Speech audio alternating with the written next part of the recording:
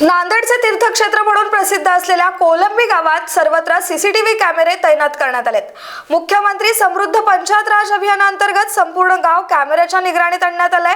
त्यामुळे गावातील किरकोळ तंटे, वादविवाद आणि भुरट्या चोऱ्या पूर्णपणे बंद झाल्यात। गावात कुठे काय घडतंय हे मोबाईलवर कारभारी मंडळींना पाहता येत असल्याने गावात शांतता प्रस्थापित झाली आहे।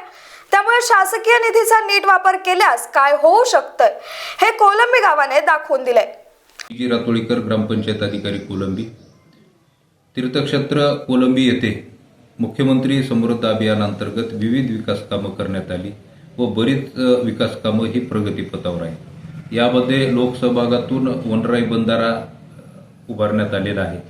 तसेच गावांतर्गत जे धार्मिक स्थळ आहेत, दत्तमठ संस्थान असेल, कृष्ण मंदिर असेल, हनुमान मंदिर असेल, जिल्हा परिषद प्राथमिक शाळा असेल, उपकेंद्र असेल, ग्रामपंचायत असेल व गावांतर्गत जे मुख्य चौक असतील या चौकामध्ये सीसीटीव्ही कॅमेरे बसवण्यात आलेले आहेत। कोलंबी हे दत्तमठ संस्थान खूप मोठं देवस्थान आहे। या ठिकाणी हजारो यात्रेकरू या गावामध्ये दर्शनासाठी येत असतात।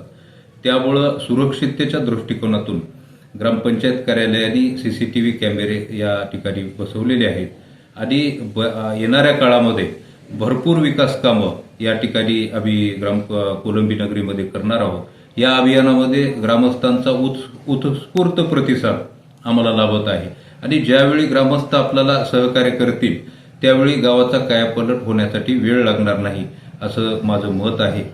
Tanaji Shelgaonkar, star Maharashtra news, Nanded.